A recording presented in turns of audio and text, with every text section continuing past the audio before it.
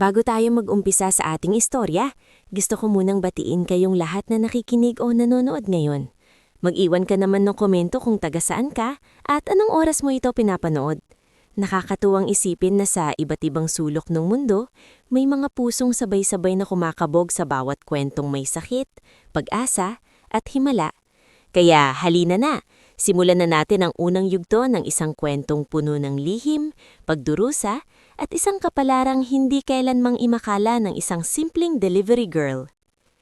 Sa bayan ng San Esteban, kilala si Yalina Vergara bilang masipag, mahinahon, at palaging nagmamadali. 23 taong gulang pa lamang siya ngunit bakas na sa kanyang mukha ang bigat ng responsibilidad na matagal nang ipinapasan. Tuwing alas 10 ng umaga pa lamang ay naka-uniform na siya ng pizza shop na pinagtatrabahuan niya. Pulang polo, itim na visor cap, at kupas ng rubber shoes na ilang beses na niyang pinatahi sa bumili ng bago. Hindi iyon dahil kuripot siya, kundi dahil bawat perang dumadaan sa kanyang kamay ay may nakalaan ng paggagamitan. Ang kanyang inang si Dalisay ay ilang taon nang may karamdaman sa puso. Hindi naman ito nakaratay pero madalas itong hinihingal kahit sa simpleng pag-aayos ng higaan o paghuhugas ng plato. Ang nakababatang kapatid naman niyang si Nimwel ay nasa huling taon ng senior high school, nangangarap maging chef balang araw. At kahit napilit nilang tinatawid ang bawat araw ng may dangal, palihim silang nilulubog sa problema ng tiyahin nilang si Isabel, kapatid ng kanilang yumaon ama, na kung minsan ay nangungutang sa kapitbahay at idinadawit pa ang pangalan ni Dalisay kapag sinisingil na siya. "Yaya, naiwan mo na naman po ang gamot mo sa may mesa," sabi ni Yalina isang umaga habang abala sa pagtatali ng sintas ng sapatos. Napatingin si Dalisay at marahang napabuntong hininga. "Anak, mamaya ko na iinumin. Kailangan muna nating tipirin.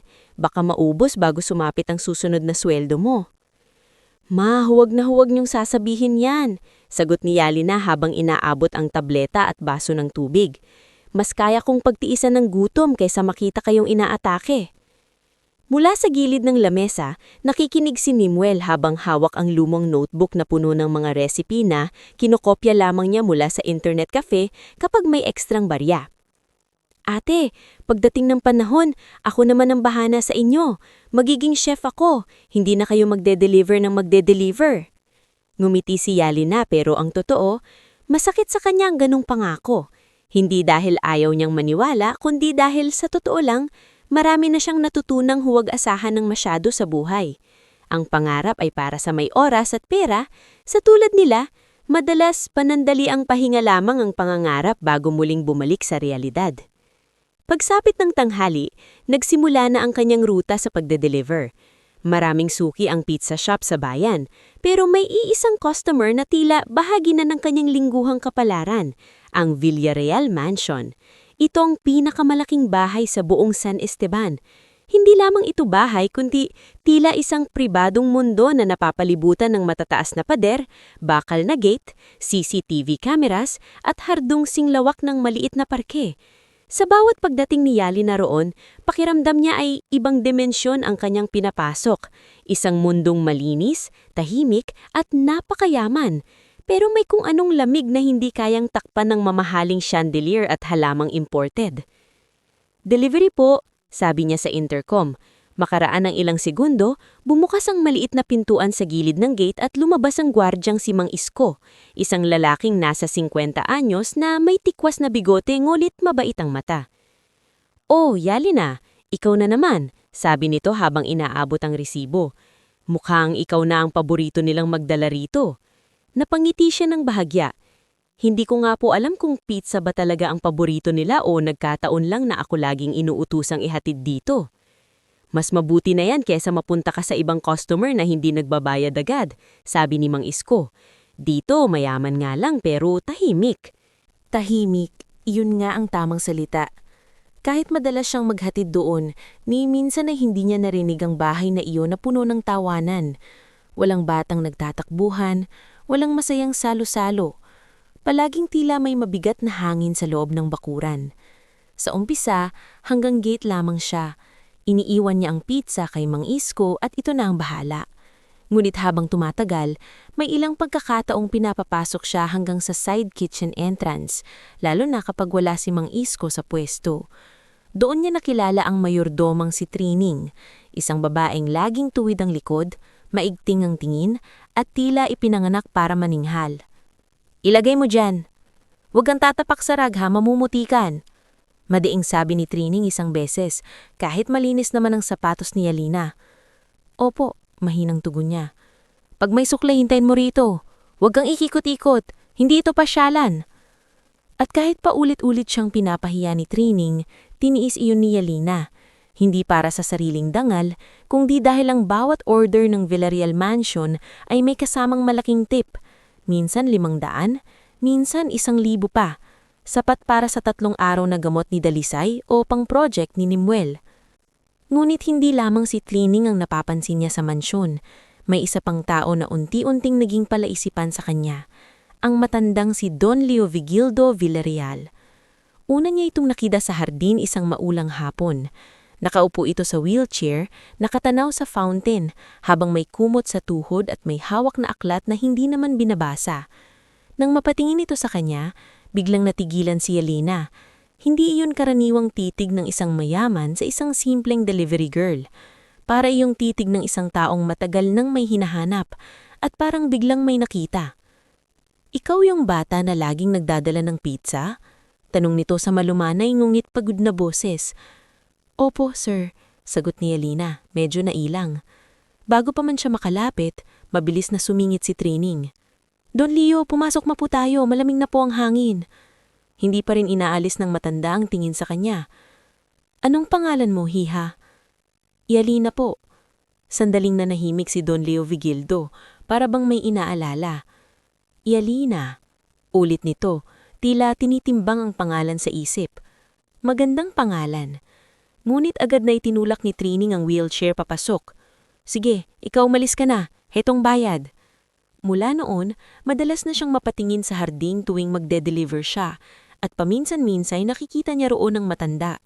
Minsan nakaupo, minsan nakatayo ng may tungkod, minsan ay tila sinasadya pang magdaan sa may malapit sa kusina kapag siya ang may dalang order. At sa bawat tagpong iyon, iisa lamang ang pakiramdam ni Yalina. Parang may gustong sabihin sa kanya ang matanda, ngunit laging humaharang. Isang gabi, habang papauwi siya sakay ng lumang bisikleta, napansin niyang may sasakyang mabagal na sumusunod sa kanya. Kinabahan siya at huminto sa tapat ng sari-sari store ni Aling Nena. Ilang sandali pa, bumaba roon ang isang binatang matangkad, nakapolo at halatang hindi sanay sa simpleng lugar. "Excuse me," tawag nito. Napaatras si Yalina. "Sino po kayo?" "Ako si Rafa Villarreal. Huwag kang matakot, hindi kita sasaktan." Bigla siyang natigilan. Kilala niya ang apelyido. Naririnig na niya iyon kay Trining at sa ilang staff sa mansyon. Apo raw ng matanda. Tahimik, bihirang umuwi, at mas madalas sa Maynila. "May problema po ba sa order?" tanong ni Yalina. Umiling si Rafa. "Wala, gusto ko lang sanang magsorry sa ugali ng ilang tao sa bahay. Napapansin ko kung paano katratuhin ni Trining." Naningit ang kanyang mga mata, hindi sa galit, kundi sa pag-iingat. "Ayos lang po, sanay na po ako." "Hindi ka dapat nasasanay sa hindi magandang pagtrato. At may gusto ring itanong si Lolo tungkol sa'yo, pero lagi siyang naaagapan." Mas lalo siyang nagtaka. "Tungkol po sa akin? Bakit naman po?" Ngulit bago pa man sumagot si Rafa, dumating ang isang tawag sa cellphone niya. Pagtingin nito sa screen, biglang nag-iba ang ekspresyon ng mukha. "Kailangan kong umalis, basta mag-ingat ka, at kung may mangyari sa mansyon na kakaiba, huwag kang basta maniniwala sa kahit sino." Hindi na siya nakapagtanong pa dahil mabilis itong sumakay muli sa sasakyan at umalis. Sa mga sumunod na linggo, lalong naging kakaiba ang ihip ng hangin sa Villarreal Mansion. Minsan, imbis na si Trining ang sumalubong sa kanya, ang personal assistant ni Don Leo Vigildo na si Attorney Bernal ang lumalabas. Laging maayos ang suot, makintab ang sapatos, at hindi mo mababasa ang tunay na iniisip sa muka. "Sa susunod, iabot mo na lang kay Mang Isko," sabi ni Attorney Bernal. "Hindi na kailangang pumasok pa. Pero si Trining po, ako na ang bahala kay Trining." May isa ring pagkakataon na habang paalis na siya, narinig niya ang mahinang sigawan mula sa loob ng bahay. Hindi pwedeng mangyari yan ngayon. Boses iyon ng isang babae. Matinis, matapang, halatang sanay utusan ng lahat. Hindi tayo ang masusunod sa habili ni Papa.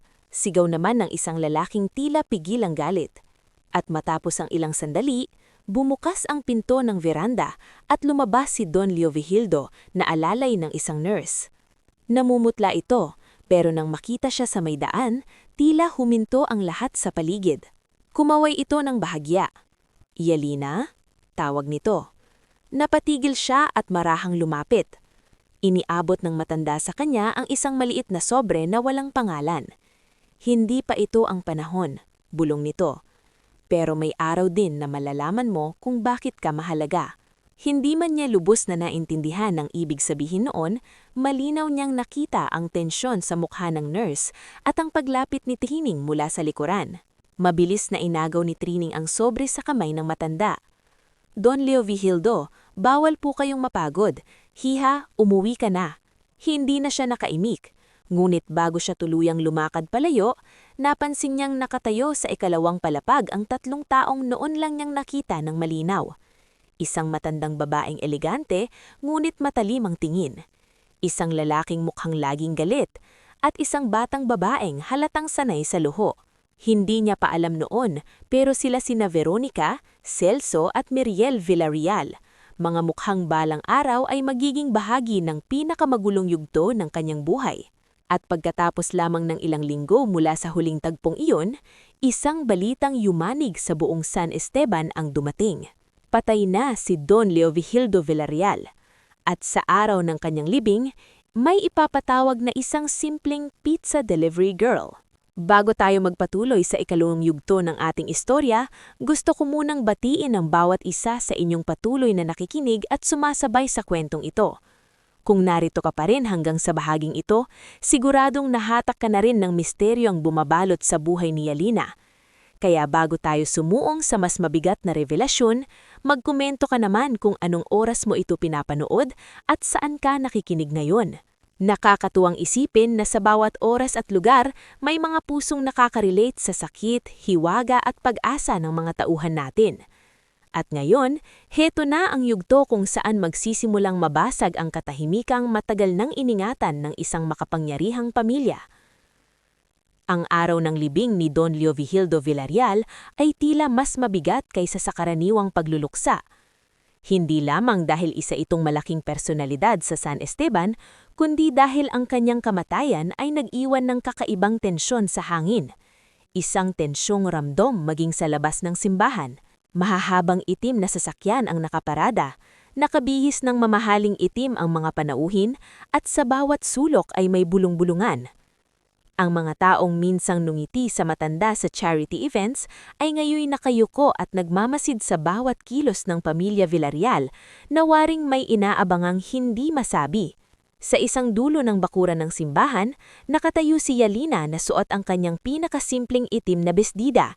Hiniram lamang niya iyon sa kapitbahay nilang si Aling Nena. Hindi siya sanay sa ganitong klasing pagtitipon.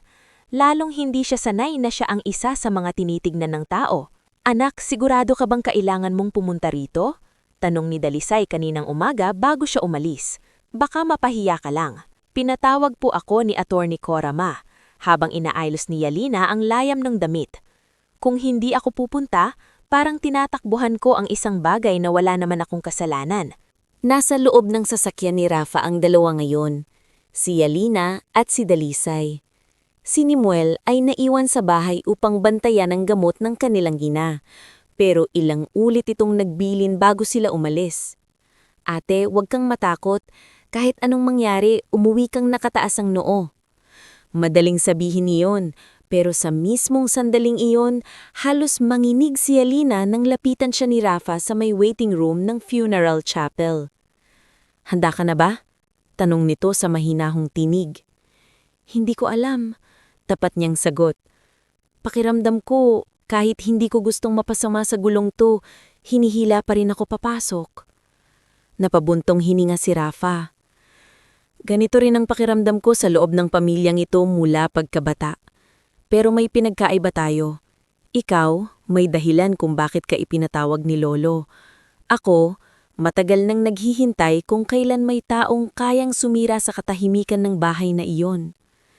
Bago pa makasagot si Yalina, lumapit na si Ate Cora Fuentebella, ang notaryong dinanggit sa kanya sa telepono. Isang elegante, ngunit istriktang babae ito. May salaming manipisang frame at halatang hindi basta-bastang natitinag ng sinuman. "Miss Vergara," tawag nito. "Please, come with me. Kayo rin po, Gining Dalisay. Hinihintay na tayo sa receiving room." "Pati po si Mama?" Nagtatakang tanong ni Yalina. "Oo." Maikling ngunit malinaw na sagot ni Ate Cora. Isa siya sa mga dapat makarinig.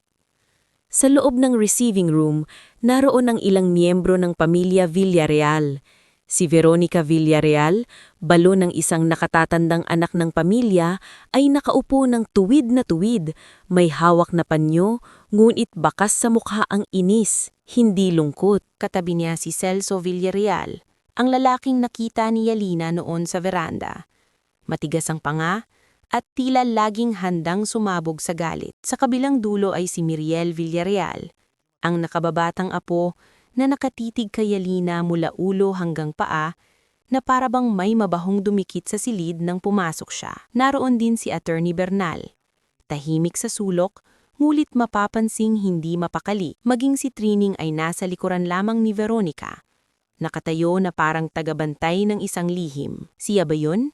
Malamig na tanong ni Veronica habang hindi inaalis ang tingin kay Yalina. "Opo," tugon ni Attorney Cora, "si Miss Yalina Vergara, na tinutukoy sa huling bilin ni Don Leo Vigildo." "Napakawalang hiya!" Pabulong mungit rinig na sabi ni Miriel. "Sa dami ng taong dapat alalahanin ng lolo, isang delivery girl pa talaga?" Agad humigpit ang hawak ni Dalisay sa kamay ng anak. Ramdam ni Yalina ang bahagyang panginginig ng ina. Hindi niya alam kung takot ba iyon, kaba, o alaala ng isang nakaraang pilit nitong inilibing sa katahimikan. Huminga ng malalim si Attorney Cora bago inilapag sa lamesa ang isang selyadong malaking sobre. Ito ang dokumentong iniwang personal ni Don Leo Vigildo para kay Miss Vergara. Bilin niya, bubuksan lamang ito sa harap ng pamilyang narito at ng taong tinutukoy nito. Napalunok si Yalina. "Ako po ba ang magbubukas?" "Oo," sagot ng abogado. Parang bumagal ang oras nang iabot sa kanya ang sobre. Sa loob ng silid, tanging mahinang ugong ng aircon at ilang pigil na paghinga ang maririnig. Nanginginig ang mga daliri ni Yalina nang dahan-dahan niyang buksan ng selyo. Hindi makapalang laman. Hindi ito gaya ng inaasahan ng marami. Walang tseke, walang titulo, walang makapal na salansan ng salapi, isang liham, at isang dokumentong may logo ng isang kilalang laboratorio sa Maynila. Inabot niya agad ang liham at sinimulang basahin ng mahina. Ngunit nakiusap si Attorney Cora, "Basahin mo ng malakas." Kahit tuyong-tuyo ang lalamunan, sumunod si Yalina. "Para kay Yalina Vergara. Kung nababasa mo ito, nangangahulugang wala na ako sa mundong ibabaw. Marahil galit na ang ilan sa paligid mo, at marahil nalilito ka kung bakit ka ko isinama sa huling habilin ko. Sa ilang taon na pagmamasid ko sa iyo, at sa mga bagay na matagal ko nang pinagdududahan, naniniwala akong may dugong Villarreal na dumadaloy sa iyong katawan." Hindi pa siya tapos, ay napatayo na si Celso. "Kalokohan, sit down, Mr. Villarreal," mariing sabi ni Attorney Cora. Nagpatuloy si Yalina, at bawat salitang lumalabas sa kanyang bibig ay parang martilyong pumupukpok sa lumang pader ng lihim na matagal nang itinatago. Kalakip ng liham na ito ang pahintulot at pondo para sa DNA test. Kung mali ako, patawad. Mulit kung tama ang kutob ko, marapat lamang na lumabas ang katotohanang matagal nang nilamon ng takot, yabang, at kasinungalingan. Pagkabasa niya sa huling linya, tila nanigas ang buong silid. Hindi pera ang laman ng sobre. Hindi ari-arian. Isang DNA test. Anong ibig sabihin nito? Mahinang tanong ni Yalina, tila sa sarili niya lamang. Ngulit bago pa siya makasagot sa sarili niyang tanong, napasigaw na si Veronica. "Ito ang sinasabi ko." Kahit patay na ang matanda, naghahanap pa rin ng paraan para dungisan ang pangalan ng pamilya. "Bakit si Yalina?" Sunod ni Miriel. "Dahil ba madalas siyang magdala ng pizza sa mansyon? Nakakatawa naman." Mulit higit sa lahat, si Dalisay ang pinaka nagbago ang mukha. Namutla ito ng tuluyan, sa kadahan-dahang napaupo. Nakatingin ito sa dokumento na parabang may nakitang multo mula sa nakaraan. Ma? Bulong ni Yalina. May alam po ba kayo? Umiling si Dalisay sa una. Ngulit na mapatingin siya kay Ate Bernal, may kakaibang lungkot at takot na nagsanib sa kanyang mga mata. Doon na napansin ni Yalina na may pamilyar na pagkabigla rin sa mukha ng abogado. Parang may bagay itong matagal nang alam, ngunit ngayon lamang muling nabuhay. Magsalita ka nga, Dalisay, singhal ni Veronica. Anong klase ng palabas to? Hindi sumagot agad si Dalisay. Nanginginig ang kanyang mga labi. Sa wakas ay umangat ang kanyang tingin, hindi sa mga Villarreal, kundi sa anak niyang si Yalina. Anak, aniya sa halos pabulong na tinig. May isang bagay na matagal kong pinilit kalimutan. Ma, ano po yon? Lumunok siya ng ilang beses bago tuluyang nagsalita. Bago kita isinilang, nagtrabaho ako noon sa Maynila. Singer ako sa isang hotel lounge. Hindi man kalakihan ng bayad, pero sapat para makaraos. Doon ko nakilala ang isang lalaking madalas dumating na hindi nagyayabang, hindi mapagmataas, at marunong tumingin sa akin na parang tao ako, at hindi basta aliwan. Sebastian, marahang sabi ni Ate Bernal na parang hindi niya napigilan ang sariling bibig. Napalingon ang lahat sa kanya. Sino si Sebastian? Tanong ni Yalina. At sa puntong iyon, bumukas ang isa sa mga pinto ng nakaraan na matagal nang pilit isinara. Si Sebastian Villarreal, sabi ni Dalisay, at sa unang pagkakataon ay nakita ni Yalina na may luha sa mga mata ng kanyang ina na hindi galing sa simpleng pagod. Anak siya ni Don Leo Bilhildo. Parang biglang nawalan ng hangin ang silid. Ano? Mariing sabi ni Celso. Imposible. Hindi imposible. Nanginginig mulit matapang ng sagot ni Dalisay. Minahal niya ako at minahal ko rin siya. Hindi ko alam noon kung gaano kalaki ang pamilya niya. Hindi ko alam kung gaano sila kalupit. Tahimik ang lahat habang nagpapatuloy siya. Nang malaman ng ilan sa kanilang pamilya na nagkikita kami, pinuntahan ako ng 2 lalaki sa inuupahan kong kwarto. Pinagbantaan nila ako. Sinabi ni lumayo raw ako kay Sebastian kung ayokong mapahamak. Ilang linggo matapos noon, nawala siya. Walang sulat, walang tawag, walang paliwanag. Ma, alam niyo pong buntis na kayo noon? Nanginginig na tanong ni Yalina. Tumanggo si Dalisay. Oo, pero hindi ko na siya nakita pa. At makalipas ang ilang araw, may lalaking dumating. May dalang pera.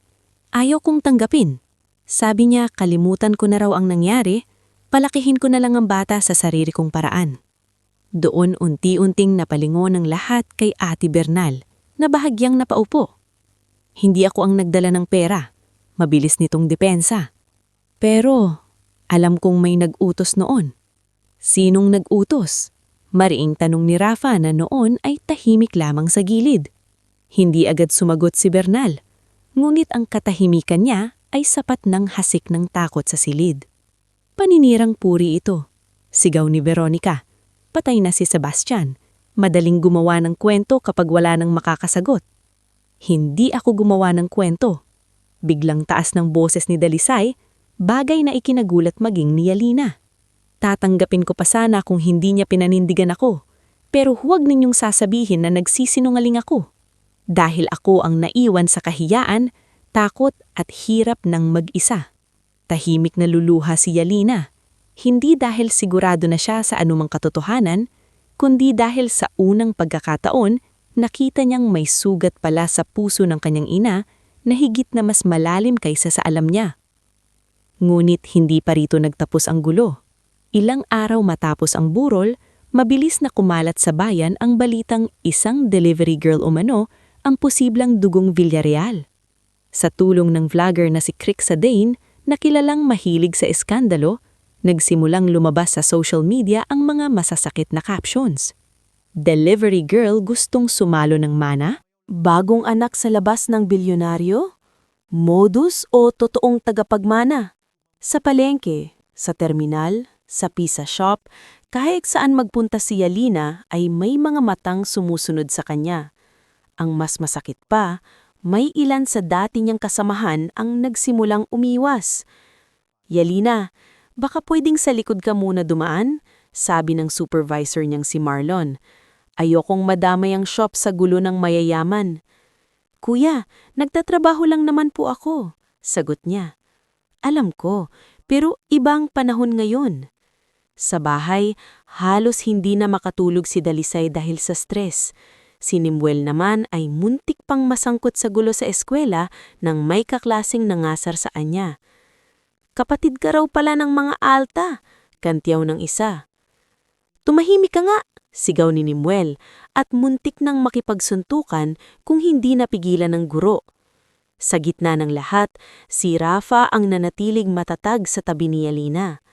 Isang gabi, pinuntahan siya nito sa lumang waiting shed malapit sa barangay hall. Naipadala ko na ang schedule sa laboratorio sa Maynila, sabi nito. Ako ang bahala sa sasakyan at sa bayad. Opisyal ng proseso, walang daya. Totoo po bang gusto niyo akong tulungan? Tanong ni Yalina habang nakatingin sa daan. Hindi ba kayo natatakot na isipin ng pamilya niyo na kakampi kayo sa isang estranghera?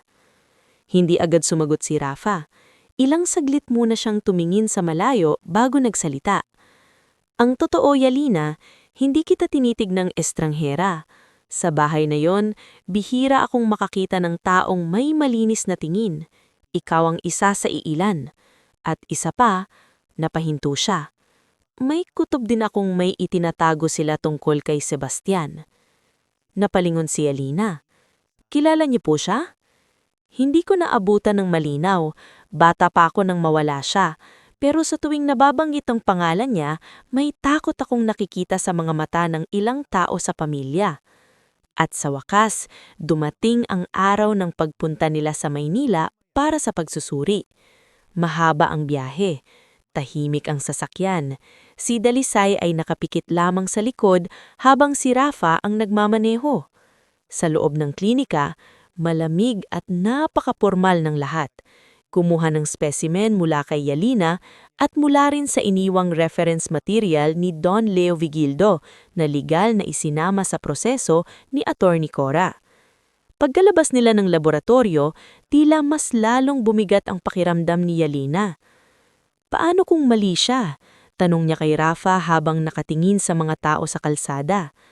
Paano kung pinaglaruan lang ako ng hinala ng matandang bilyonaryo?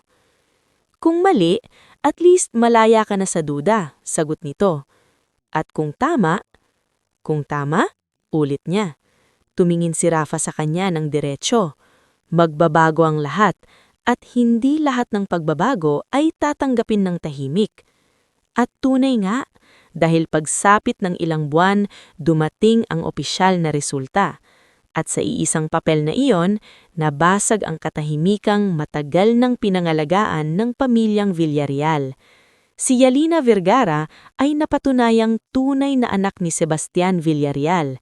At sa araw ding iyon, nagsimula ang tunay na laban ng kanyang buhay. Bago tayo magpatuloy sa ikatlong yugto ng ating istorya, gusto ko munang pasalamatan ng lahat ng patuloy na sumusubaybay. Kung naririnig o nababasa mo ito na yon, mag-iwan ka naman ng komento kung taga saan ka at anong oras mo ito pinapanood. Nakakatuwang isipin na sa iba't ibang lugar at iba't ibang oras, may mga pusong sabay-sabay na nasasaktan, umaasa at naninindigan kasama ng ating bida. At sa bahaging ito, mas lalo nating makikita na hindi sapat ang lumabas na katotohanan para agad gumaan ang buhay ng isang tao. Dahil kung minsan, ang pagkilala sa tunay mong pagkatao ang simula ng mas mabigat na laban. Hindi agad naintindihan ni Yalina kung paano siya dapat huminga matapos lumabas ang resulta ng DNA test. Sa loob ng ilang buwan, ang buong pagkatao niya ay nakabitin sa isang tanong. Anak ba talaga siya ni Sebastian Villarreal o isa lamang siyang simpleng delivery girl na napaglaruan lang ng hinala ng isang matandang bilyonaryo?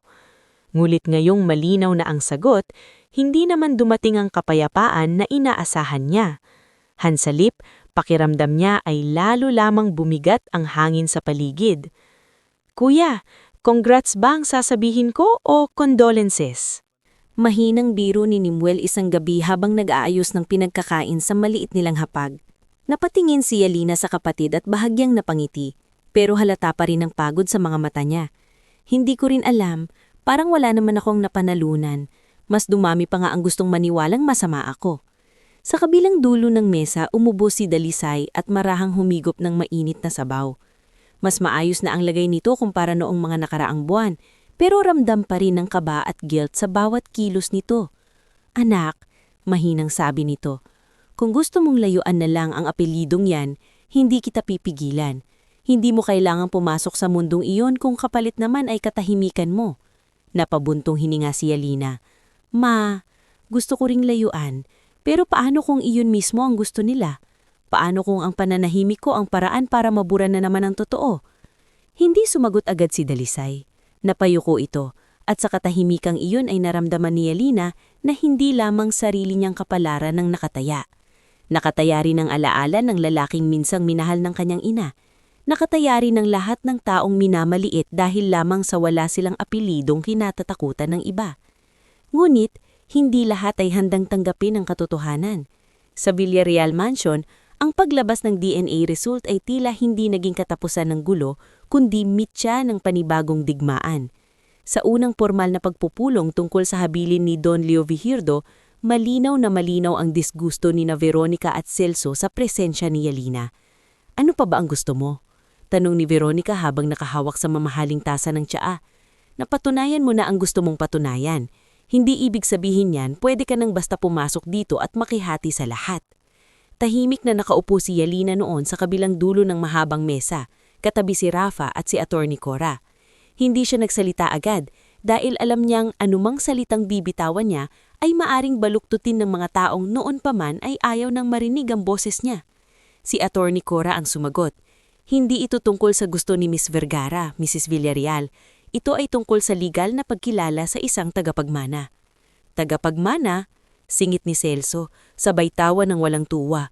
Anak sa labas ng kapatid kong matagal nang patay. Kung totoo man yan, hindi ibig sabihin nun ay may lugar siya sa negosyo. Nagtaas ng tingin si Yalina. Hindi po ako humihingi ng lugar na hindi para sa akin, pero hindi rin po ako papayag na ituring akong parang multong dapat itago. Lalong tumalim ang tingin ni Veronica. Matapang ka na ngayon dahil may papel ka ng hawak? Hindi na sana papatol si Yalina pero si Rafa ang nagsalita. Tita Veronica, sapat na po. Ang hinihingi lang ni Yalina ay respeto. Bagay na ni minsan ay hindi ninyo ibinigay sa kanya. Rafa? Malamig na sabi ni Veronica, huwag mong kalilimutan kung sino ka. At sa loob-loob ni Yalina, iyon mismo ang problema sa pamilyang iyon. Laging nilang gustong ipaalala kung sino ang bawat isa batay sa apelyido, pero walang gustong umalala kung sino sila bilang tao. Ilang araw makalipas, isang bagong dokumento mula sa huling habilin ni Don Leo Vigildo ang formal na inilahad ni Atty. Cora. Hindi man malaki ang agad na ibinigay kay Yalina, sapat iyon para lalong magningnit ang mga kontrabida sa buhay niya. Isang lumang commercial property sa sentro ng San Esteban, at maliit na porsyento ng shares sa Villarreal Foods and Leisure Corporation. Hindi ito gantimpala, paliwanag ni Atty. Cora sa isang pribadong pag-uusap nila ni Yalina. Ang sabi niya, ang batang matagal na ipinagkait sa ating pangalan ay hindi ko bibigyan ng luho, bibigyan ko siya ng simula. Simula? Pabulong ulit ni Yalina. Oo, sabi ng abogado, bahala ka kung paano mo ito palalaguin. Sa unang pagkakataon mula nang lumabas ang DNA result, ay may naaninang si Yalina na hindi gulo, hindi panghahamak, kundi pagkakataon. Ngulit bago pa siya makapagsimulang tumayo ng maayos, sinalubong na naman siya ng panibagong unos. Sa bayan, mabilis kumalat ang balita na may namana siyang lupa at shares. Ang dating nakikiramay kunwari ay naging mausisa, mapanghusga, at sa ilang kaso, mapagsamantala. Ang tiyahin niyang si Isabel na matagal nang pabigat sa kanilang buhay ay biglang naging malambing. Yalina, anak, pamilyo pa rin tayo. Sabi nito isang hapon habang nakaupo sa sala nila. Ngayon na medyo nakakaluwag ka na, baka naman pwede mo akong matulungan sa utang ko kina Aling Pining at Mang Totong. Napapikit si Yalina. Tiya, yung mga utang niyo po, kayo ang gumawa noon. Di ba nga pamilya? Pamilya rin po kami noon ni Mama at ni Muel noong kayo ang gumagamit sa pangalan namin para makautang. Natahimik si Isabel. Maging si Dalisay ay hindi na ito kinampihan. Unti-unti na ring natutong tumayo si Dalisay para sa sarili, lalo na ngayong nakikita nitong hindi pwedeng laging si Yalina ang sumasalo sa lahat. Samantala, sa mundo namang hindi pamilyar kay Yalina, ang corporate world, lalo niyang naramdaman kung gaano kabigat ang pagiging bagong dugo sa isang lumang imperyo. Hindi siya tinanggap ng mainit. Sa unang pagpasok niya sa punong opisina ng Villarreal Corporation sa Maynila, ramdam na ramdam niya ang mga tingin ng mga empleyado. Siya ba yun? Parang ang bata pa. Delivery girl daw yan, di ba? Bakit biglang may posisyon? Bagamat wala pa naman talaga siyang opisyal na mataas na katungkulan noon, binigyan siya ng access sa ilang orientation at introductory meetings bilang isa sa mga kinikilalang heirs. At doon niya unang nakilala si Maureen Sitangco, isang corporate consultant na kilala sa pagiging istrikto, matalas at walang pakialam sa drama ng mayayaman.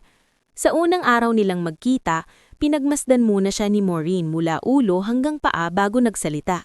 So, ikaw si Yalina? Opo, marami nang nagsasabi sa akin baka raw hindi ka tumagal dito. Hindi nakasagot agad si Yalina. Pero sa totoo lang, pagpapatuloy ni Maureen, wala akong pakialam kung saan ka nanggaling. Ang pakialam ko, kaya mo bang matuto? Kaya mo bang umupo sa harap ng mga taong minamaliit ka at hindi ka umiiyak sa CR pagkatapos? Bahagyang napangiti si Yalina. Subukan niyo po ako. At sinubukan nga siya ng husto ni Maureen. Pinag-aral siya nito kung paano basahin ang financial reports, paano umintindi ng board resolutions, paano magsalita sa meeting nang hindi dinadala ng emosyon, at higit sa lahat, paano kilalanin ng mga taong nakangiti sa harap pero naghahanda ng manaksak sa likod. Lagi mong tatandaan ha, sabi ni Maureen sa kanya habang nagkakape sila sa pantry matapos ng isang mahabang araw ng training. Ang pinakamapanganib sa mayayaman ay hindi ang galit nila, kundi ang paraan ng pananahimik nila habang unti-unti kanilang pinalilibutan. Sa mga gabing umuuwi siyang pagod sa bahay, si Nimuel naman ang gumagawa ng paraan para mapagaan ang pakiramdam niya. Minsan nagluluto ito ng simpleng carbonara gamit ang murang ingredients. Minsan naman ay pinapatawa siya sa mga sablay nitong eksperimento sa kusina. Ate, tikman mo to, sabi nito minsan. Baka balang araw, ito ang ihahin ko sa grand opening ng restaurant ko. Pagtikim ni Yalina ay napangiwi siya. Parang sobra sa asin. Natawasin ni Muel. At least honest ka. Hindi tulad ng mga Villarreal na nakangiti habang nilalason ka. Natawa rin siya sa wakas. Isang tawang matagal na ring hindi lumalabas ng totoo mula sa dibdib niya. Ngunit sa likod ng unti-unting pagkatuto at pagbabagong ito, may isa pang pintong marahang bumubukas. Isang hapon, pinatawag siya ni Attorney Cora sa lumang archive room ng mansyon, isang bahagi ng bahay na bihira ng buksan. Doon, sa tulong ni Rafa, may nakita silang ilang kahon ng personal na gamit ni Don Leo Vigildo na hindi isinama noon sa public inventory ng pamilya. Akala ko puro lumang libro lang ang laman nito, sabi ni Rafa habang marahang binubuksan ng kahon na amoy lumang papel at kahoy. Pero nang tignan ko ng maigi, may mga diary at cassette tapes. Anong kinalaman nito sa akin? Tanong ni Yalina. Hindi pa natin alam, pero may ilang pahina rito na may pangalan ng ina mo. Nanginig ang mga daliri ni Yalina nang abutin niya ang isang lumang leather notebook. Pamilyar ang sulat kamay sa ilang bahagi. Yun pala ay kay Don Leo Vigildo. Sa isang pahina may linyang nagpahinto sa tibok ng puso niya. Si Sebastian ay hindi titigil hanggang hindi niya kinikilala ang babaeng yun at ang batang dinadala niya. Natatakot akong may gumawa ng hindi dapat gawin para lamang manahins kang usaping ito. Batang dinadala. Bulong ni Yalina. Napatingin siya kay Rafa. Pareho silang nanlamig. May isa pang entry. Mas maikli ngunit mas mabigat. Ang aksidente sa biyahe papuntang probinsya ay masyadong malinis para tawaging aksidente. Parang biglang lumiit ang silid. Anong ibig sabihin nito? Tanong ni Yalina, ngulit sa pagkakataong iyon ay hindi siya sigurado kung gusto ba talaga niyang marinig ang sagot. Hindi agad nagsalita si Rafa. Ibig sabihin, baka may dahilan kung bakit biglang nawala si Uncle Sebastian. Rafa, maingat na sabi ni Atty. Cora, wala pa tayong sapat na ebidensya. Pero may dahilan na para maghinala, sagot nito. Sa mga sumunod na araw, hindi matahimik si Yalina. Sa tuwing isasara niya ang mga mata niya, naririnig niya ang boses ng ina niya, ang pag-iyak nito habang ikinukwento ang pagkawala ni Sebastian. Naalala rin niya ang mga mukha ni na Veronica at Celso tuwing nababanggit ang pangalan ng ama niya. At higit sa lahat, naalala niya ang tingin ni Don Leovigildo noon sa hardin, ang tinging puno ng pagsisisi. Sa gitna ng bigat ng mga lihim na ito, pinili ni Yelena na huwag munang tumuon sa paghihiganti. Alam niyang hindi pa iyon ang tamang oras. Sa halip, ginamit niya ang unang bunga ng kanyang bagong katayuan para gumawa ng bagay na hinding-hindi naiisip ng mga Villarreal na magmumula sa isang katulad niya. Ipinarenovate niya ang lumang commercial property na iniwan sa kanya. Imbis na ipalis agad sa pinakamalaking bidder, ginawa niya itong Vergara Skills Center, isang maliit ngulit maayos na training at livelihood space para sa mga delivery rider, kusinero, service crew at household workers sa San Esteban. Dito, may libreng seminar sa food safety, basic finance at skills upgrading. Sigurado ka ba rito? Tanong ni Rafa habang pinagmamasdan ng ongoing renovation. Mas kikita ka sana kung pinaupahan mo na lang. Alam ko, sagot ni Yelena habang nakasuot ng simpleng polo at may hawak na blueprint. Pero ayokong maging mayaman lang sa papel, gusto kong may mabago. Ayaw na ayaw ni Tita Veronica sa ginagawa mo. Bahagya siyang ngumiti. Mas gusto ko nga yun, ibig sabihin may tama akong ginagawa. At hindi nga nagtagal, kumalat ang balita tungkol sa skills center. Dumagsa ang mga rider, kusinero, at ilan pang ordinaryong empleyado. Maging si Mang Isko ay dumalaw isang araw at halos maluha sa nakita. Yelena, sabi ng matandang gwardya, nung una kitang nakita sa gate ng mansyon, hindi ko akalaing aabot ka rito. Hindi ko rin po akalaing makakarating ako rito, Mang Isko. Pero ang kaibahan mo sa marami, sagot nito, hindi mo kinalimutan ang pintuan kung saan ka unang pinag-antay. Ngunit habang lalo siyang minamahal ng mga ordinaryong tao, lalo naman siyang kinapupuutan ng mga gustong manatiling hawak ang kapangyarihan. Mula sa bintana ng opisina sa mansyon, malamig na pinagmamasdan ni Celso ang larawan ni Yelena sa isang lokal na dyaryo. Nakangiti habang nagbubukas ng training center para sa mga manggagawa. Padabog nitong ibinagsak ang pahayagan sa mesa. Hindi pwedeng magtuloy-tuloy ito, mariing sabi nito. Sa kabilang upuan, tahimik na umiinom ng alak si Veronica. Sinabi ko na sa'yo, hindi sapat na bastusin lang siya, kailangan siyang pigilan bago pa siya tuluyang paniwalaan ng mga tao. At sa mismong sandaling iyon, hindi pa naman lubos na nauunawaan ni Yelena ang lawak ng puot na namumuo kalaban sa kanya. Nagsisimula na palang humigpit ang mga aninong handang sumira sa bagong buhay na unti-unti pa lamang niyang binubuo. Bago tayo magpatuloy sa ika-4 na yugto ng ating istorya, nais ko munang batiin kayong lahat na nananatiing nakatutok hanggang sa puntong ito. Kung naririnig o nababasa mo ito ngayon, magkomento ka naman kung taga saan ka at anong oras mo ito pinapanood. Nakakatuwang isipin na sa iba't ibang bayan, lungsod at maging sa ibang bansa, may mga pusong sabay-sabay na tumitibok sa bawat revelasyon, paghihirap at pagbangon ng ating mga tauhan. At sa bahaging ito, mas lalo nating mararamdaman na habang lalo kang lumalapit sa totoo, mas nagiging mapanganib ang mga taong matagal nang nabubuhay sa kasinungalingan. Hindi agad na unawaan ni Yelena kung gaano kalalim ang galit na namumuo kalaban sa kanya. Akala niya noon ay sapat na ang pag-aamin ng katotohanan upang tumahimik kahit kaunti ang pamilya Villarreal. Akala niya kapag napatunayan na niyang tunay siyang dugo ng kanilang angkan, kahit paano ay mapipilitan silang tanggapin ang presensya niya. Ngunit habang tumatagal, mas lalo niyang nakikita na para sa mga taong matagal nang humawak sa kapangyarihan, ang katotohanan ay hindi basta tinatanggap, pinapatay nila ito, binabalugtot o linilibing ng buhay. Lumipas ang ilang buwan mula nung buksan ni Yelena ang Vergara Skills Center. Lumago ito nang hindi niya inaasahan. Dumarami ang mga delivery rider na nagpapatala sa libreng training, may mga kusinerong dating contractual lamang na natutong mag-budget at mag-apply ng mas maayos na trabaho, at may ilang kasambahay na natutong magbasa at magsulat ng mas maayos dahil sa mga weekend classes na ipinakilala ni Yelena. Maging si Nemuel ay tumutulong na roon paminsan-minsan, nagtuturo ng basic kitchen prep at tamang paghawak ng ingredients sa mga gustong matutong magluto. Ate, ang dami talagang natutulungan nito, sabi ni Nemuel isang Sabado habang nag-aayos ng mga upukan sa training hall. Hindi ko akalain na yung lupa na iniwan sa'yo ng lolo mo, magiging ganito ang silbi. Hindi agad sumagot si Yelena. Nakatingin lamang siya sa mga taong masayang lumalabas ng center, may hawak na certificates at bagong pag-asa sa muka. Alam mo, mahina niyang sabi, mas gusto ko to kaysa kahit anong party o mamahaling bagay. Pakiramdam ko, dito ko mas nararamdaman na may dahilan kung bakit ako inilaban ni Don Hiovihildo, kahit huli na.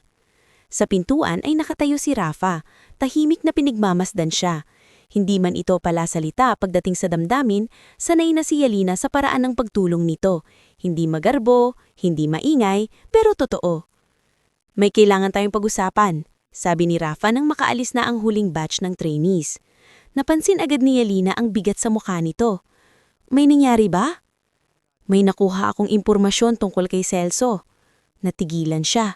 Sa mga nagdaang buwan, unti-unti nang lumalalim ang kutob nilang si Celso ang isa sa mga pangunahing may itinatago tungkol sa paggawala ni Sebastian. Ngunit wala pa silang sapat na hawak noon maliban sa lumang diary entries ni Don Leovihildo at ang hindi maipaliwanag na tensyon sa tuwing nababanggit ang pangalan ng ama ni Yelena. Anong klaseng impormasyon? Tanong ni Yelena. Utang, maikling sagot ni Rafa. Malaking utang. Kinagabihan sa isang pribadong conference room sa Maynila na ipinahiram ni Maureen, inilatag ni Rafa ang ilang dokumentong nakuha niya sa tulong ng isang dati niyang kakilala sa bangko. Nandoon din si Attorney Cora at maging si Maureen ay naroon, nakaupo sa sulok, seryoso ang muka, tanga ng isang ballpen na paulit-ulit na iniikot sa pagitan ng mga daliri niya. Si Celso ay hindi lang basta magastos, paliwanag ni Rafa. May mga personal siyang obligasyon sa dalawang negosyanteng matagal nang kilala sa mga alanganing transaksyon, sina Gaston Arceo at Helmer Diay. Teka, singit ni Maureen, hindi basta-bastang pangalan ng dalawang yan. Kung totoo ito, delikado. Anong klase pong obligasyon? Tanong ni Yelena. Sumagot si Attorney Cora. Base sa mga papeles, may ilang assets ng Villarreal Group na ginagamit bilang pangako sa mga private deals na hindi dumaan sa board approval. Ibig sabihin kung mabubunyag ito, malaking eskandalo ang sasabog. Pero anong kinalaman ko roon? Tanong ni Yelena. Bagamat alam niya sa loob-loob niya na hindi basta kinakalabit ni Celso ang mga bagay na walang pakinabang sa sarili. Malaki ang kinalaman mo, sabi ni Rafa, dahil ang lupang gustong ibenta ni Celso ng palihim ay konektado sa expansion project na matagal nang tinitignan ni Lolo V bilang legacy property. At dahil isa ka na ngayong legal heir, may karapatan kang questionin ang anumang illegal na bentahan. Tahimik si Yelena. Unang pumasok sa isip niya ay hindi takot, kundi galit. Hindi pa nga siya lubos na nakakabangon mula sa paninira at paghamak ng mga Villarreal, heto at muli na naman siyang gustong idawit sa kasalanan na hindi naman sa kanya. Anong plano niya? Tanong niya. Simple lang, sagot ni Maureen. Ibebenta niya ang lupa. Kapag may pumalag, sisisihin ka. Gagawa sila ng kwento na baguhan ka sa negosyo, nagkulang ka sa due diligence at may ambisyon kang kontrolin ng kumpanya kahit walang alam. Sa madaling salita, gusto kang gawing tanga sa harap ng board. Napapikit si Yelena. Nakakapagod na. Hindi pa ito ang panahon para mapagod. Malamig ngulit makatotohanang sabi ni Maureen. Dito nagsisimulang maging mapanganib ang laro. Sa mga sumunod na linggo, doble ang naging pag-iingat ni Yelena at Rafa. Hindi sila agad sumugod kay Celso. Hanghalip, dahan-dahan silang nag-ipon ng mas matitibay na ebidensya. Dito muling naging mahalaga ang isang taong dating halos hindi nila napapansin, si Belen Oytengsu, ang matandang archivist ng kumpanya na mahigit 30 taon nang naglilingkod sa Villarreal Corporation. Unang beses silang nagkita ni Yelena sa records floor, isang seksyon bihirang puntahan ng mga Villarreal dahil para sa kanila ay trabaho ng maliliit na tao ang paghahalokay ng lumang papeles. Nakasuot si Belen ng simpleng cardigan, may salamin sa dulo ng ilong at may paraan ng pagsasalita na parang lahat ng impormasyon ay dapat pinag-iisipan muna bago ilabas. Miss Vergara, sabi nito habang inaayos ang mga folder. Matagal na kitang gustong makausap. Noon pa. Nakilala niyo na po ako dati? Tanong ni Yalina. Hindi kitang malilimutan. Sagot ni Belen. Dahil noong unang beses kang dumating sa mansyon para mag-deliver, tumigil si Don Leo Vigildo sa paglalakad at ilang minutong nakatitig lang sa'yo. Ganon din ang tingin niya noon sa litrato ni Sebastian nung binata pa. Natahimik si Yalina. Ilang bagay ang hindi isinama sa opisyal na records. Marahang dagdag ni Belen. Hindi dahil wala sila, kundi dahil may mga taong nagtanggal. Sa tulong ni Belen, natuntun nila ang mga lumang travel records ni Sebastian, insurance documents, at ilang internal memos na hindi na dapat umabot sa archives. Sa isa sa mga folder, may nakasaad na itinerary ng huling biyahe ni Sebastian patungong probinsya. Ang biyahe ring sinasabing nauwi sa aksidente bago ito tuluyang nawala sa eksena ng pamilya. Ngulit, mas nakakapangilabot ang natuklasan nila sa isang lumang memorandum na pirmado ng dati ng namayapang security chief ng pamilya. Nakasulat doon ang isang linyang nagpatigil sa paghinga ni Yalina. Upon Mr. Celso's verbal instruction, all inquiries regarding Sebastian's provincial route incident are to be kept internal and not elevated for public reporting. Napatingin siya kay Rafa. Ibig sabihin, hindi lang niya alam. Sagot ni Rafa. Malamig ang boses. Kasali siya sa pagtatakip. Hindi na napigilan ni Yalina ang mapaupo. Pakiramdam niya ay muling bumukas ang sugat ng kanyang ina at sa pagkakatao ito ay may pangalan na ang taong dapat sisihin. Bakit? Mahinang tanong niya. Bakit kailangang umabot sa ganon? Walang sumagot agad.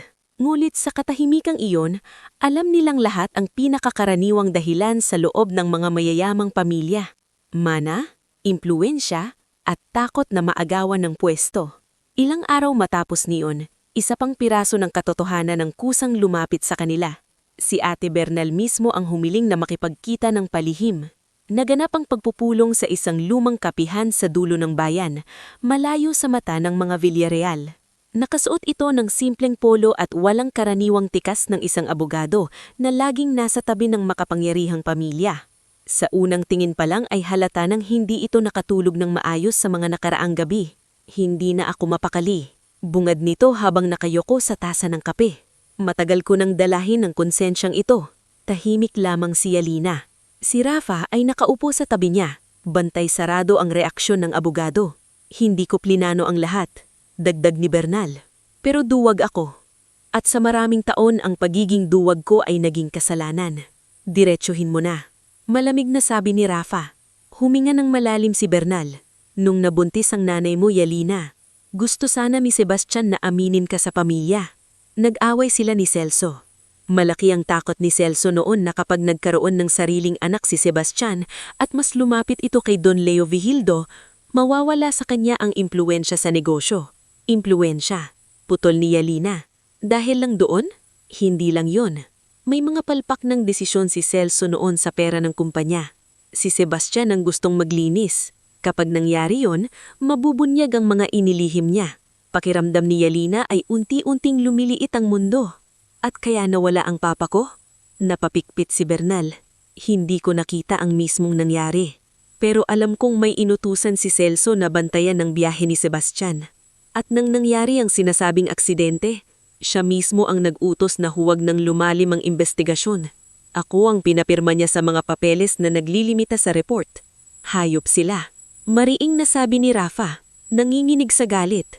Veronica knew pieces of it. Dagdag pa ni Bernal. Hindi lahat. Pero alam niyang may tinatakpan. Alam niyang may babaeng dapat patahimikin. Alam niyang may batang maaring lumapit balang araw. Ang mama o. Mahinang sabi ni Yalina. Tumanggo si Bernal, hindi makatingin ng diretsyo sa kanya. Pinilit kitang kalimutang noon, hindi dahil wala kang halaga, kundi dahil natakot ako sa pamilyang pinagsisilbihan ko. At yun ang pinakamalaking pagkakamali ng buhay ko. Mabigat ang katahimikan matapos ang pag-aamin na iyon. Ngunit sa unang pagkakataon, hawak na ni Yalina ang mas malinaw na larawan ng kasalanan. Hindi nagtagal. Dumating ang araw ng pinakamapanganib na yugto. Ang board meeting na matagal nang inihahanda ni Celso para itulak ang bentahan ng lupa at isabit ang sisi kay Yalina.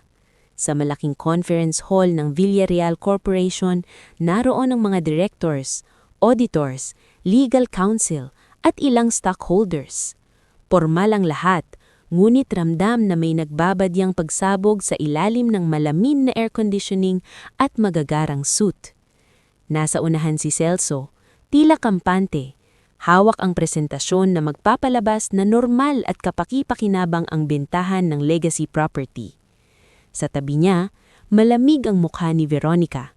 Wala si Miriel, ngulit may balita na nagpatago ito sa Maynila matapos mabawasan ang impluensya sa social circles dahil sa mga naunang iskandalo. At upang maging maayos ang transaksyon, sabi ni Celso sa harap ng lahat, kinonsulta rin natin ang mga bagong stakeholders, kabilang si Miss Yalina Vergara. Napaangat ang kilay ni Yalina. Hindi totoo yan. Kumunot ang noo ng ilang board members. Nilingon siya ni Celso, may pilit na ngiti. Miss Vergara, huwag mong gawing personal ang usapang panegosyo. Tumayo si Yalina ng dahan-dahan. Naroon sa likod niya sina Rafa, Maureen, Attorney Cora, at 2 independent auditors na tahimik ngulit alerto. Hindi ko ito ginagawang personal, sabi niya. Malinaw at matatag ang doses. Ginagawa ko itong tapat. Ibinigay niya ang isang folder sa lead auditor. Kasunod nun, inilabas ni Rafa ang kopya ng mga bank records, internal memos, at ang sworn statement ni Attorney Bernal na nagpapatunay sa pagtatakip ni Celso sa ilang anomalya. Nag-iba ang kulay ng mukha ni Celso. Ano itong kalokohan? Sigaw nito. Hindi kalokohan ang travel memo tungkol kay Sebastian, sagot ni Yalina. Hindi rin kalokohan ng utang mo kina Gaston Arceo at Helmer Day, at lalong hindi kalokohan ng pagtatangka mong ibenta ang lupang ito para takpan ang sarili mong pagkakautang. Biglang umugong ang buong silid sa bulungan. Tahimik, sigaw ni Celso. Wala siyang alam, isang babaeng galing sa deliberya ng magtuturo sa atin ngayon ng negosyo? Nagkataon lang na galing ako sa deliberyan, sagot ni Yalina, pero hindi ako sinungaling at hindi ko pinapatay o pinatatakpan ng mga taong humahadlang sa ambisyon ko. Parang sinampal ang buong silid sa linyang iyon. Nagwala si Celso. Padabog nitong hinablot ang laptop sa lamesa at sinubukang kunin ang hard drive na hawak ng auditor. Agad siyang napigilan ng security officers na noon pa man ay inabisuhan na ni Maureen. Bitawan niyo ako, sigaw nito. Wala kayong alam. Ginawa ko ang kailangan para maproteksyonan ng pamilyang ito. Hindi mo pinroteksyonan ng pamilya. Nanginginig ngunit matapang na sabi ni Yalina. Pinroteksyonan mo ang kasakiman mo. Sa gilid, si Veronica ay tila nawalan ng kulay sa mukha. Matagal itong nanahimik bago tuluyang nagsalita. Halos pabulong ngunit sapat para marinig ng mga nasa unahan. Hindi ko inakalang aabot siya roon, sabi nito.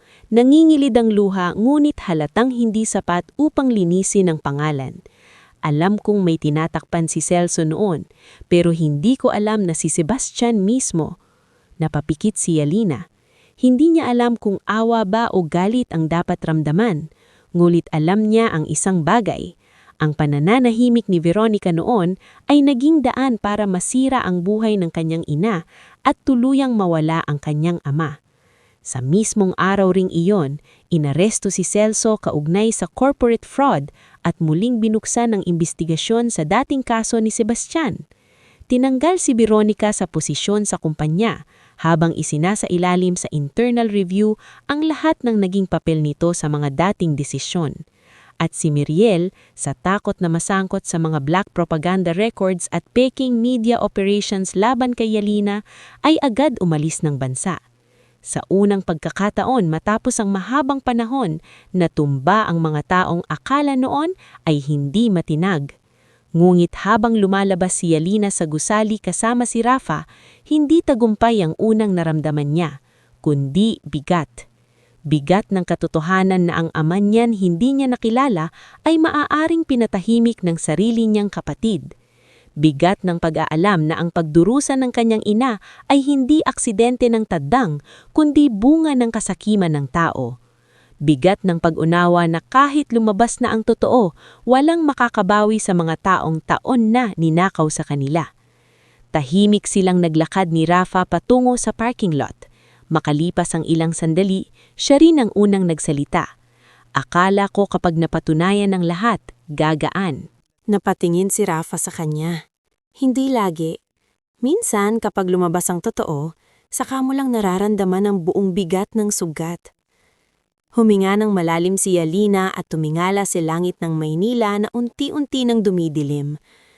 At least, marahan niyang sabi, hindi na nila ako matatakpan.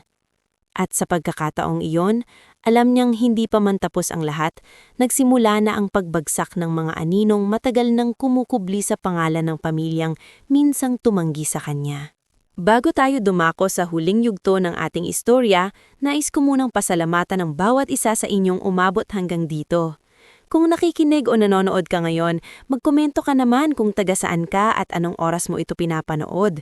Nakakatuwang isipin na sa iba't ibang sulok ng mundo, may mga taong sabay-sabay na nakikiramay, nasasaktan at umaasang matatapos ng maayos ang laban ng ating bida.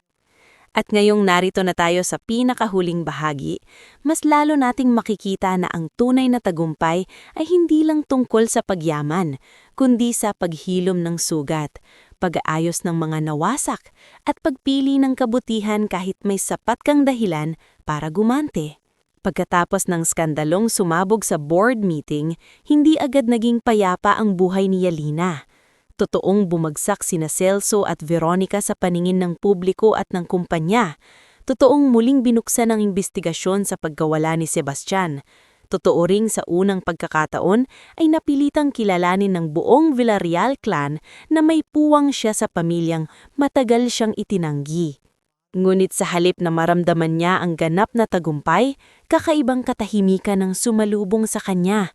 Para bang matapos ang mahabang unos, saka lamang niya lubos na naramdaman ang lawak ng pinsalang iniwan ng bagyo. Isang gabi, nakaupo siya sa veranda ng kanilang bagong bahay na ipinaayos niya para kay Dalisay. Hindi man yun mansyon, malayo iyon sa dati nilang inuupahang masikip at mainit na tirahan.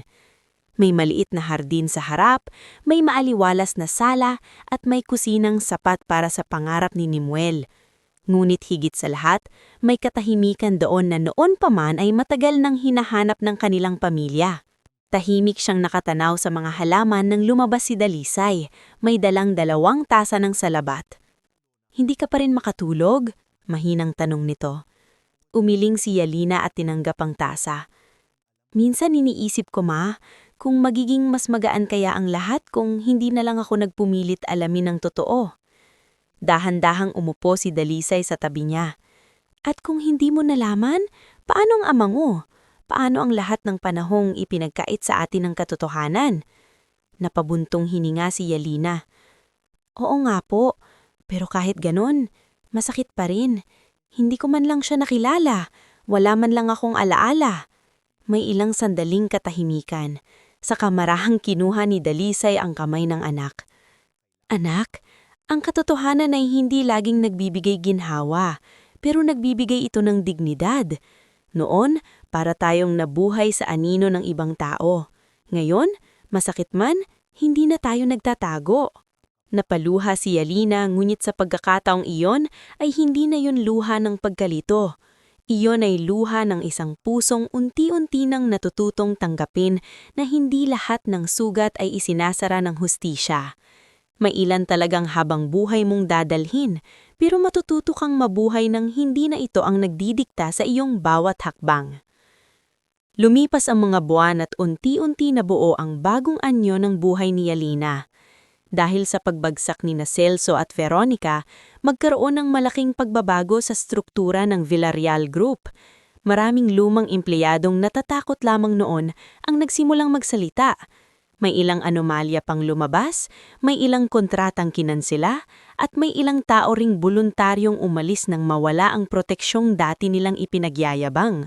Sa gitna ng gulong pagbabagong ito, si Yalina, ang dating delivery girl na pinagtatawanan, ang unti-unti nang naging pinakamatatag na mukha ng pagsasaayos. Hindi siya agad iniluklok sa pinakamataas na pwesto. Ayaw rin naman niya ng ganoon kabilis.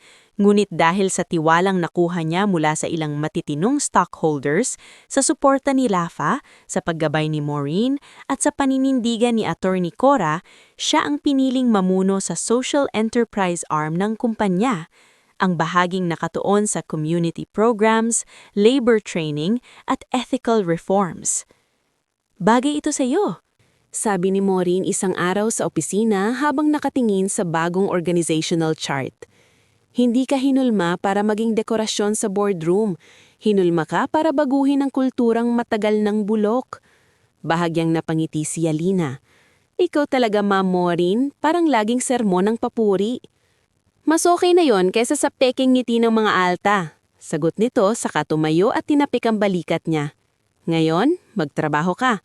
Marami pang taong naghihintay sa mga pagbabagong ipinangako mo. At nagtatrabaho nga siya. Sa sumunod na 3 taon, lumawak ang Vergara Skills Center at naging 3 sangay sa magkaibang bayan. Mula sa sariling pondo at sa tamang pag-aproba ng kumpanya, nakapagtayo si Yalina ng training facilities para sa riders, kitchen staff, service crew at mga single parent na gustong matutong magnegosyo. Nakipag-ugnayan siya sa TESDA, sa ilang mabubuting chef at maging sa mga cooperative ng kababaihan sa probinsya. Isang araw, habang pinapanood niya ang graduation ng unang batch ng scholars, lumapit si Mang Isko na ngayon ay retirado na sa pagiging gwardya ng mansyon.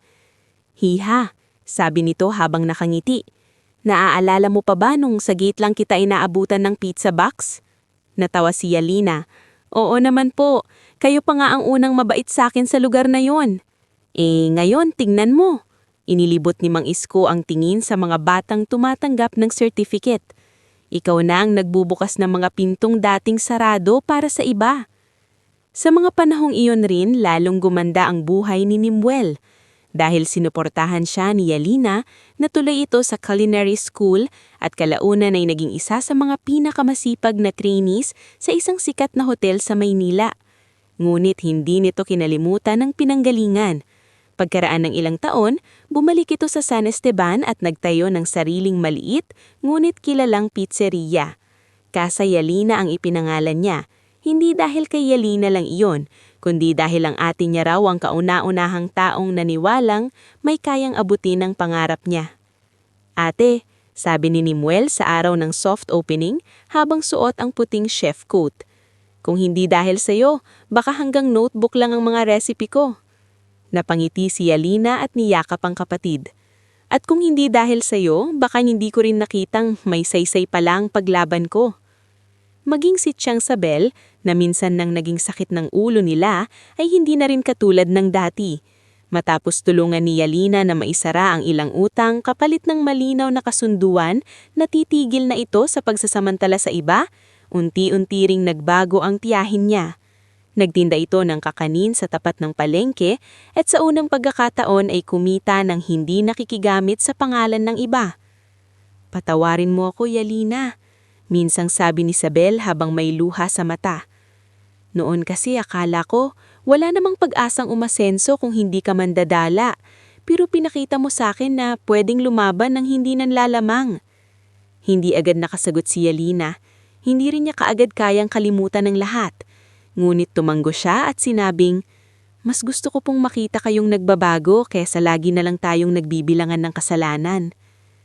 Ngunit sa lahat ng pagbabagong naganap, isa sa pinakatahimik ngunit pinakamahalagang bahagi ng bagong buhay niya ay ang unti-unting paglalapit ng puso nila ni Rafa. Hindi iyon nagsimula sa matatamis na salita, hindi rin sa biglaang pagtatapat. Nagsimula iyon sa mahabang proseso ng pagtutulungan, sa bawat meeting na pinapasan nila ng magkasama, sa bawat dokumentong binabasa nila hanggang madaling araw, sa bawat pagkakataong sinasamahan siya nito sa biyahe pauwi kapag alam nitong pagod na siya, at sa bawat sandaling hindi siya kailangang kaawaan nito para lang maintindihan. Isang hapon, matapos ang inauguration ng isa pang training center, lumakad sila sa lumang bahagi ng hardin ng Villarreal Mansion. Ang mismong harding minsan niyang tinatanaw lamang mula sa malayo habang may hawak na pizza box. Ang hirap paniwalaan na nakakapaglakad na tayo rito nang hindi ka pinapalayas ni Trining. Biro ni Rafa. Natawa si Alina. Oo nga, parang dati kahit anino ko ayaw nilang makita rito. Teka, sabi ni Rafa, sabay hinto. May gusto sana akong sabihin. Napatingin sa kanya si Alina. Sa dami ng pinagdaanan nila, bihira itong maging alanganin sa pananalita. Kaya nang makita niyang medyo nahihirapan itong magsimula, kusa na ring bumilis ang tibok ng puso niya. Sa totoo lang, sabi ni Rafa, matagal ko nang gustong gawin ito ng maayos. Ayokong samantalahin na magulo ka o gamitin ang lahat ng pinagsamahan natin bilang shortcut. Bahagyang kumunot ang noo ni Yelena. Rafa? Hihingi sana ako ng pahintulot kay Tita Dalisay, dugtong nito, na ligawan ka ng tama, hindi bilang apo ng Villarreal, hindi bilang kakampi sa gulo, kundi bilang lalaking humanga sa tapang mo at sa kabutihan mong hindi nagbago kahit may dahilan kang maging mapait. Sandaling napatulala si Yelena. Hindi dahil hindi niya inaasahan, kundi dahil sa wakas ay dumating din ang mga salitang matagal nang naroon sa pagitan nila, ngunit hindi minadaling pangalanan.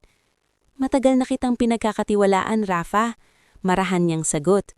At para sa akin, yon ang mas mahalaga sa kahit anong matatamis na salita. Ngumiti si Rafa, isang ngiting hindi mayabang, hindi mapang-angkin, kundi payapang-payapa.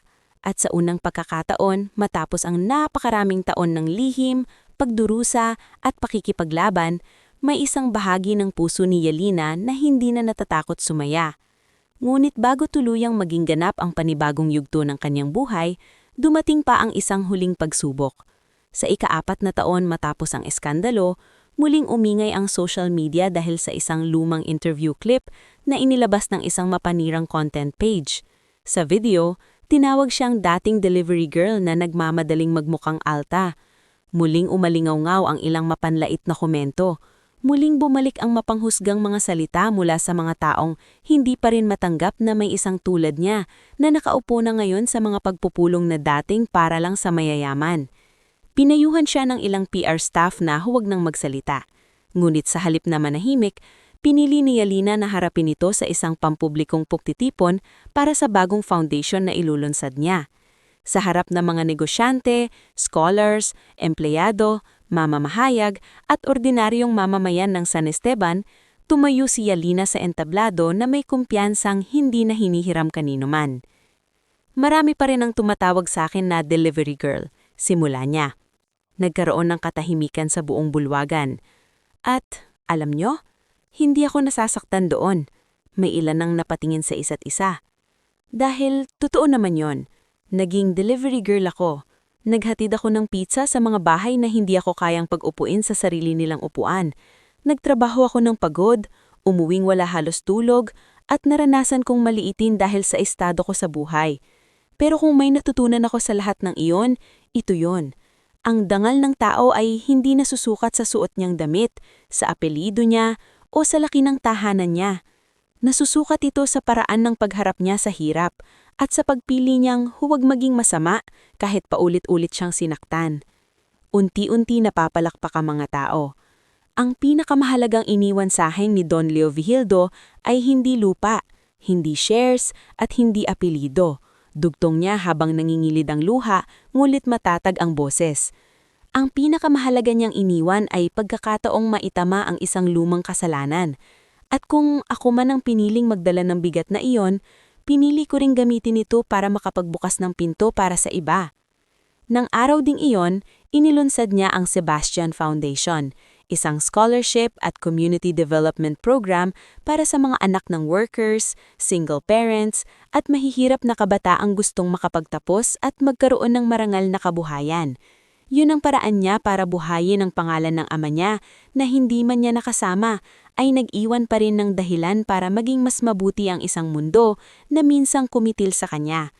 At makalipas ang ilang buwan, sa isang payapang umaga, muling bumalik si Yelena sa lumang ruta dating dinadaanan sakay ng bisikleta. Hindi na siya naka-uniform ng pizza shop, hindi na rin siya nagmamadali, nakasuot lamang siya ng simpleng damit at kasama niya si Rafa na nagmamaneho ng dahan-dahang kotse sa likuran. Huminto siya sa tapat ng matandang gate ng Villarreal Mansion at ilang sandaling minasdan iyon. Hindi na naroon si Trining, wala na rin ang dating lamig ng lugar. Sa ilalim ng mga bagong patakaran na ipinatupad niya kasama ang maayos na pamumuno, mas maganda na ang pagtrato sa mga empleyado, mas malinaw ang sistema, at hindi na nakakatakot ang bahay na minsan ay naging simbolo ng pagmamataas at pagtatago. Lumapit sa kanya ang bagong gwardya at magalang nang ngumiti. "Ma'am Yalina, may meeting po kayo sa loob." Napangiti siya. Ilang taon na ang lumipas ngunit sa puso niya ay dala pa rin niya ang simpleng dalagang minsang kumatok lamang sa gate na ito dala ang kahon ng pizza at pag-asang sanay sapat ang kikitain para sa gamot ng ina. At habang naglalakad siya papasok, hindi na siya ang dating babaeng takot sa tingin ng mga mayayaman.